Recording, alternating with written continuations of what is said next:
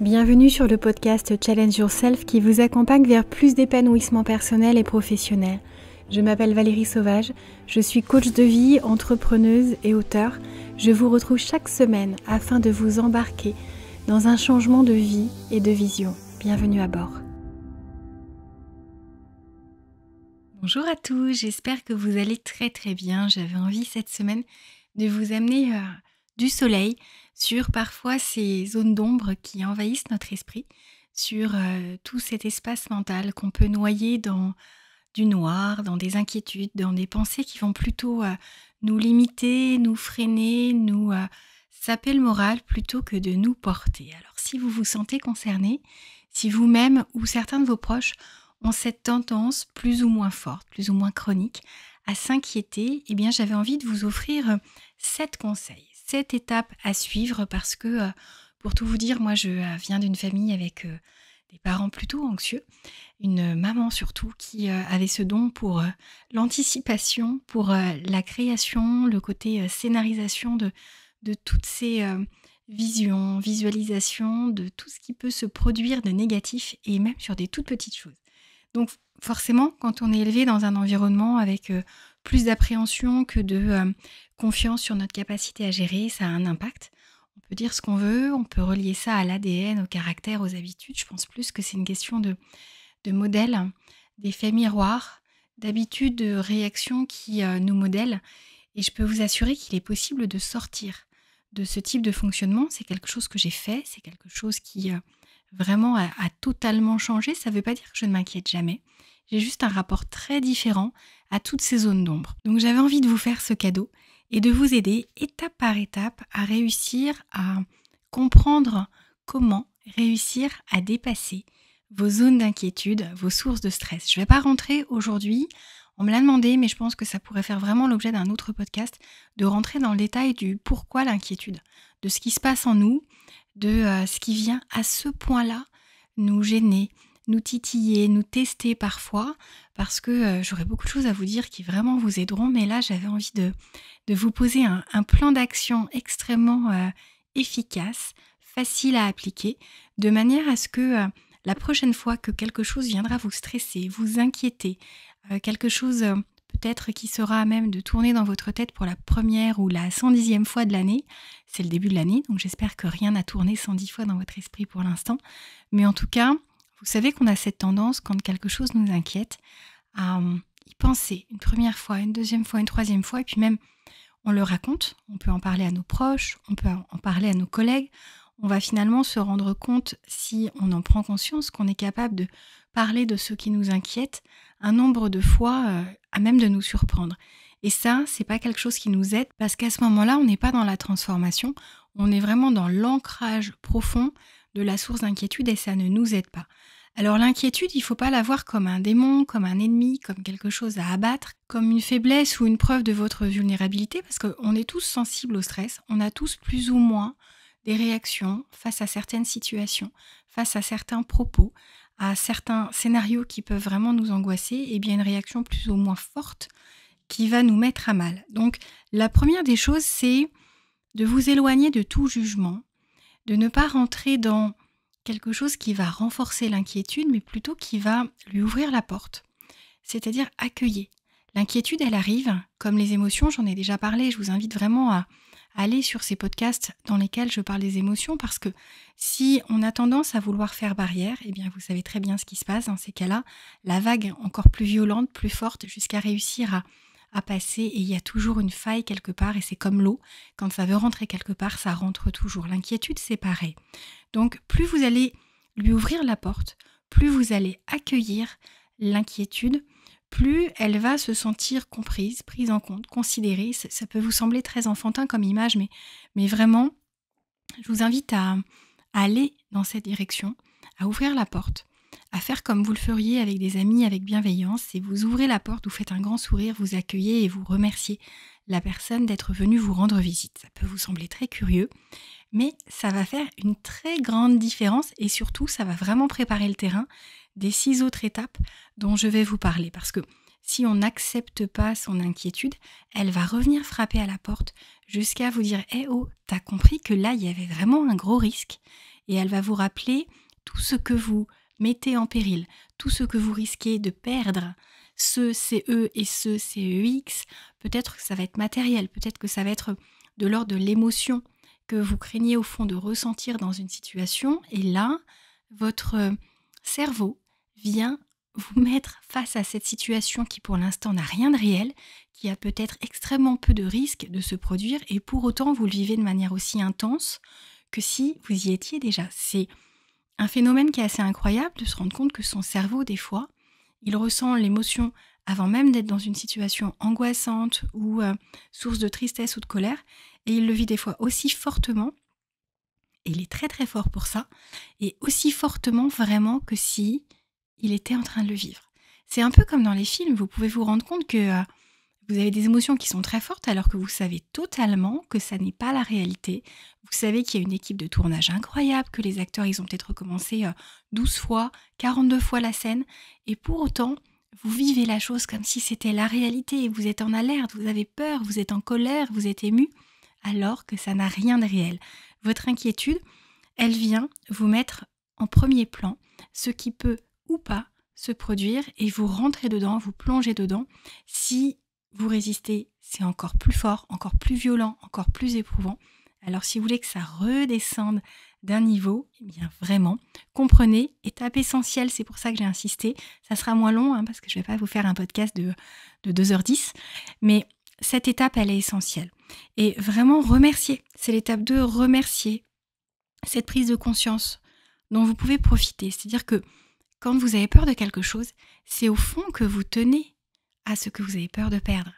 C'est que peut-être que le lien que vous craignez de voir s'abîmer, disparaître, un lien professionnel, un lien amical, un lien amoureux, ça vous permet, parce que vous avez peur de le perdre, parce que vous avez des signaux ou même sans signaux, vous vous dites mais si un jour je le perds, et vraiment remercier de vous rendre compte, de prendre conscience de ce à quoi vous tenez, de ce qui a besoin d'être consolidé, parce que des fois, on se rend compte que nos sources d'inquiétude, c'est parce qu'on a des failles, on a des ressources intérieures qui ne sont pas assez musclées.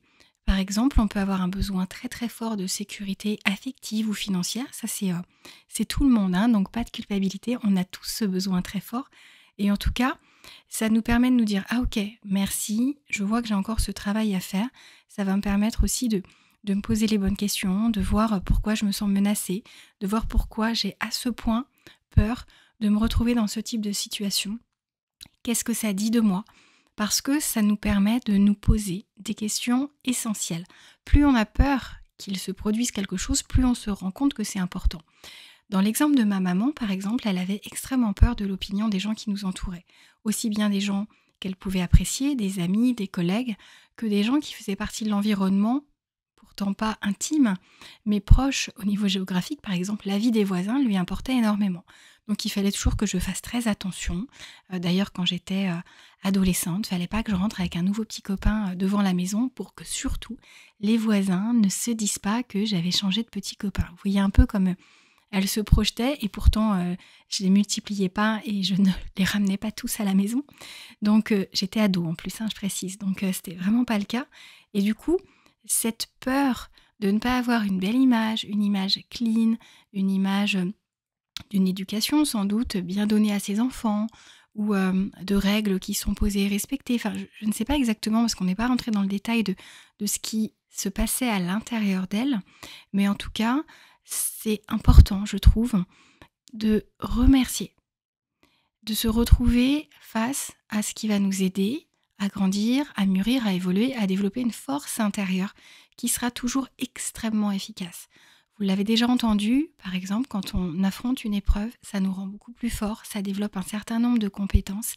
Et à chaque fois que je me retrouve dans quelque chose de challengeant, j'ai vraiment ce réflexe désormais de me dire qu'est-ce que ça va m'apprendre, avec quoi je vais ressortir, avec quoi je vais repartir.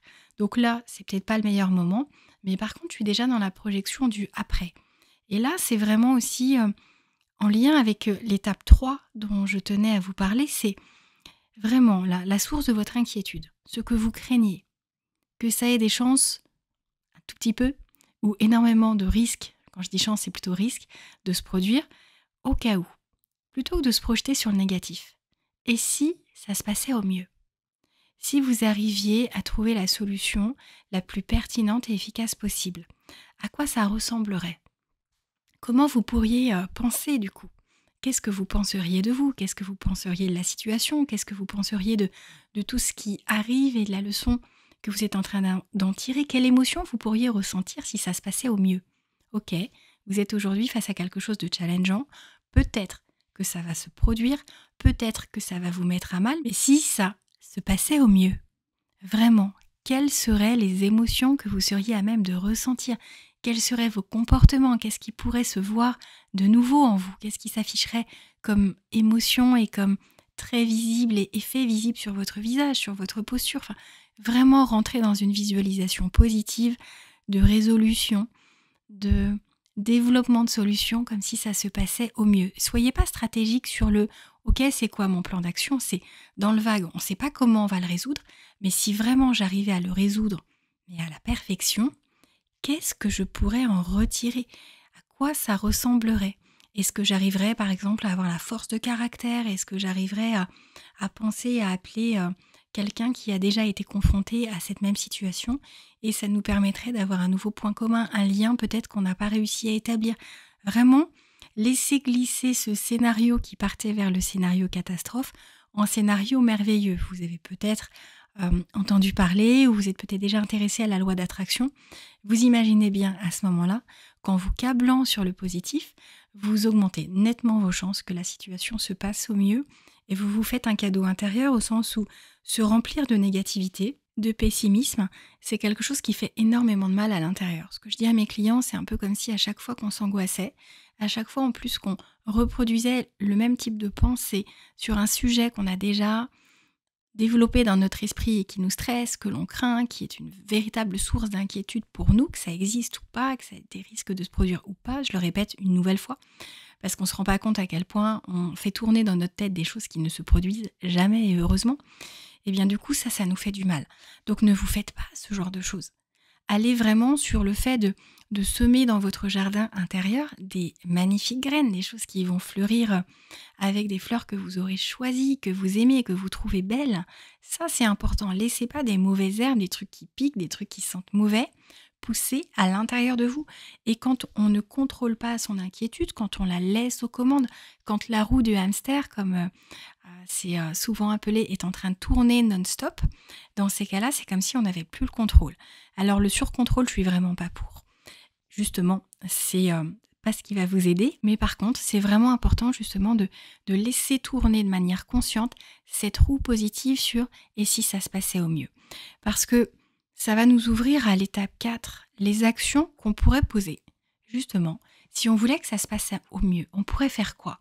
On pourrait peut-être justement aller chercher en soi des ressources qu'on a déjà utilisées et ça se fond avec l'étape 5, c'est-à-dire que on va aller chercher les actions qu'on peut poser et en lien, on va aller voir ce qu'il va nous falloir mobiliser en nous, en ressources intérieures et en ressources extérieures. Mais avant, il faut savoir, ok, j'ai quoi à faire? Si vraiment je veux être un warrior, le super gladiateur, le héros de film que j'observerai en train d'accomplir vraiment étape par étape tout ce qui lui permet de sortir de la situation que je crains, moi, de vivre, il ferait quoi? Il solliciterait quoi? Il se mettrait peut-être en dehors de sa zone de confort en faisant quoi? Il appellerait qui? Parce que vouloir tout résoudre tout seul, c'est juste mais une erreur incroyable. Et que je vois tellement souvent, notamment chez des personnes qui n'ont pas envie de déranger, qui se disent non, je vais gérer tout seul parce que je veux embêter personne. Ou des personnes qui aussi par fierté se disent non mais attends, hors de question que je m'abaisse à demander de l'aide. Eh bien c'est dommage, parce que vous imaginez bien que si on s'aidait tous, si on était vraiment main dans la main face aux obstacles ou même dans le succès, on irait encore beaucoup plus loin. Et puis, on a toutes les ressources à disposition. Si on mettait vraiment en commun, ça peut vous sembler illusoire, mais c'est ce qu'on fait au niveau amical quand on a de véritables amitiés. C'est ce qu'on fait au niveau familial, c'est d'être là les uns pour les autres. Et puis, on a les compétences ou pas. Et si on n'a pas le niveau de connaissance, parce que des fois, on s'inquiète, parce que on ne sait pas du tout comment quelque chose va se passer. Et par ce manque de connaissance, eh bien, on se torture et mentalement ça tourne encore et encore, alors que si on avait l'information de quelqu'un qui est expert en la matière ou qui a déjà été confronté à ce challenge, à cette difficulté, et bien du coup on aurait une réponse précise et on sortirait de ce doute, de ce flou qui fait mal et qui inquiète et ce brouillard qui nous tire vers le bas, et justement on remonterait, on irait puiser au fond de soi les ressources internes et externes à mobiliser, et ça nous remonterait dans un état beaucoup plus positif de satisfaction, de considération de ses qualités, de sa capacité à, et donc forcément il y a un lien énorme avec notre niveau de confiance en nous. Plus on a confiance, plus on est à même de réussir à se tourner vite vers la solution et à pas aller s'ancrer et s'enfoncer sur le problème que l'on a tendance à rendre encore plus complexe, encore plus crédible à nos yeux, alors que si ça se trouve vraiment, il se produira jamais. Et je vous donnerai un chiffre, restez bien jusqu'au bout, ça va vous aider, parce que ça va vous permettre de manière très rationnelle de poser à plat et de mettre dans la poubelle un grand nombre de vos inquiétudes. Mais alors vous vous rappelez, en étape 4, on est allé chercher un plan d'action de tout ce qu'on pourrait proposer, poser comme vraiment étape à suivre pour aller vers cette résolution dans l'idéal, si vraiment on avait à faire face à cet obstacle dans la réalité, si ça se produisait réellement. Et puis, quelles ressources internes? Donc interne, c'est en soi, et externe, c'est à l'extérieur de nous. Ça peut être des gens qu'on connaît, ça peut être des gens qu'on paye pour ça parce que c'est leur métier, ça peut être des gens qu'on a juste croisés une fois et à qui on va oser demander un service. Et s'il vous plaît, osez, ayez l'audace de pas considérer que les gens ne veulent rien faire pour vous, parce qu'il y en a plein qui seront ravis. Et donc ça, c'est vraiment extrêmement important.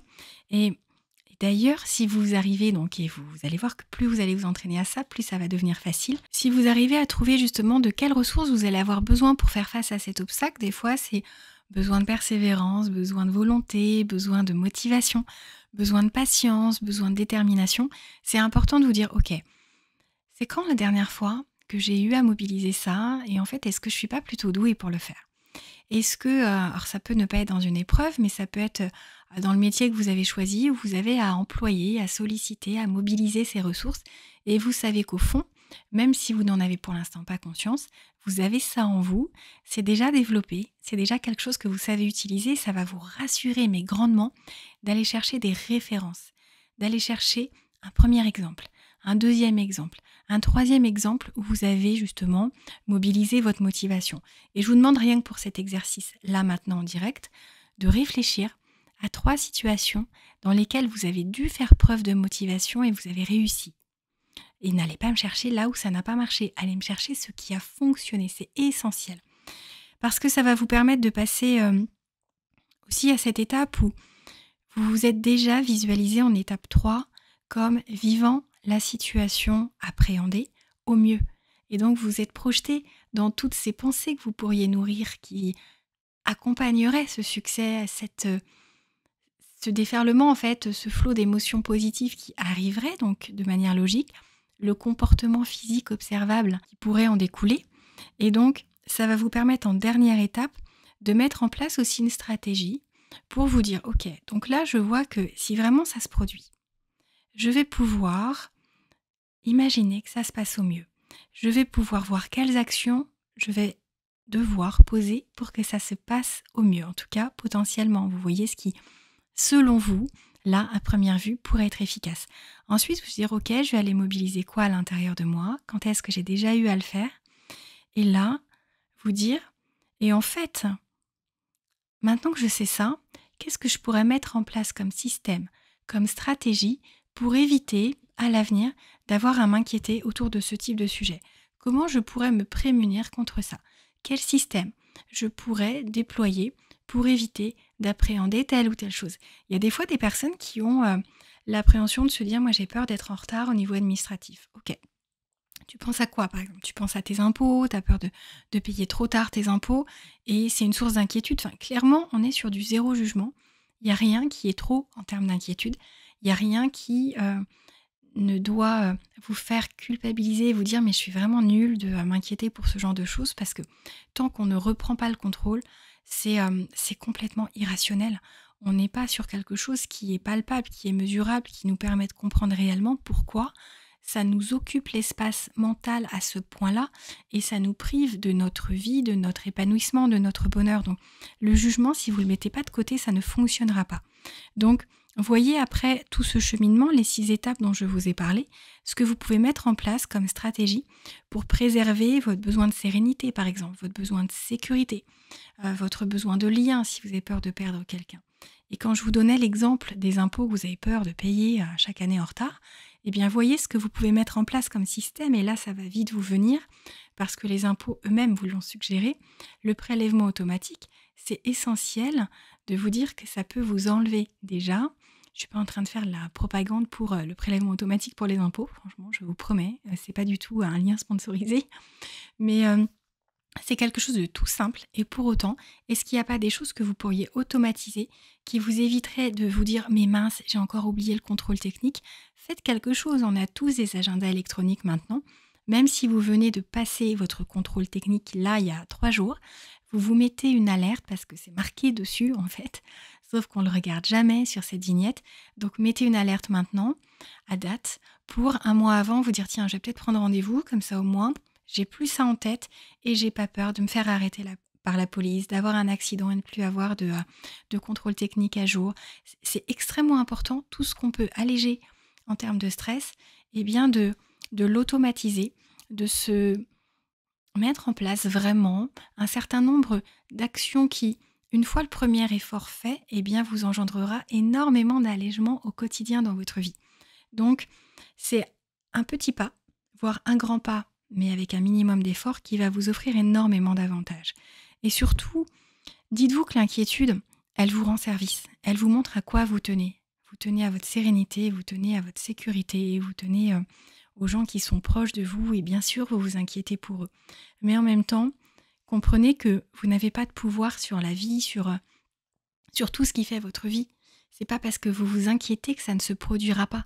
C'est pas parce que vous appréhendez qu'il arrive quelque chose à ceux que vous aimez que vous les protégerez de toutes ces sources, de toutes ces menaces. Et on est là pour vivre, pour profiter, pour être heureux, pour être léger. Et mettons en place pour s'alléger un certain nombre d'idées et d'actions. Mais acceptons aussi que la vie, elle n'est pas là pour nous menacer. Elle est là pour nous ouvrir un nombre de portes.